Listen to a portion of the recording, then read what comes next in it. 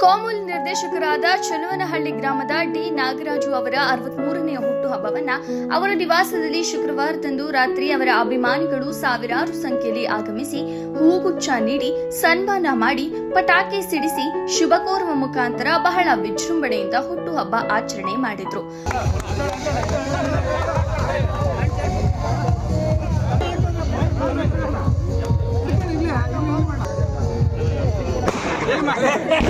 ಪಲಕ್ಷಣ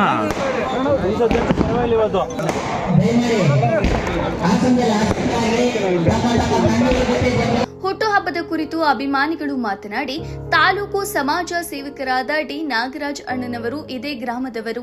ಪ್ರತಿ ವರ್ಷದ ಹುಟ್ಟುಹಬ್ಬವನ್ನ ಬೆಂಗಳೂರಿನಲ್ಲಿ ಆಚರಣೆ ಮಾಡಿಕೊಳ್ಳುತ್ತಿದ್ದರು. ಆದರೆ ಈ ಬಾರಿ ಅಭಿಮಾನಿಗಳ ಕೋರಿಕೆಯ ಮೇರೆಗೆ ಈ ಭಾಗದಲ್ಲೇ ಹುಟ್ಟುಹಬ್ಬ ಆಚರಣೆ ಮಾಡಿಕೊಳ್ಳುತ್ತಿದ್ದಾರೆ. ಇದು ನಮಗೆ ಮೊದಲನೆಯ ಸಂತೋಷ.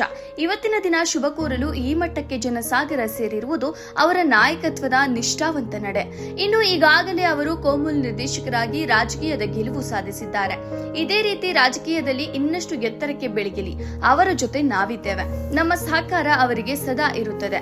ಡಿ ನಾಗರಾಜ್ ಅಣ್ಣನವರಿಗೆ ದೇವರು ಒಳ್ಳೆಯ ಆರೋಗ್ಯ, ಆಯಸ್ಸು, ಐಶ್ವರ್ಯ ನೀಡಲಿ ಎಂದರು.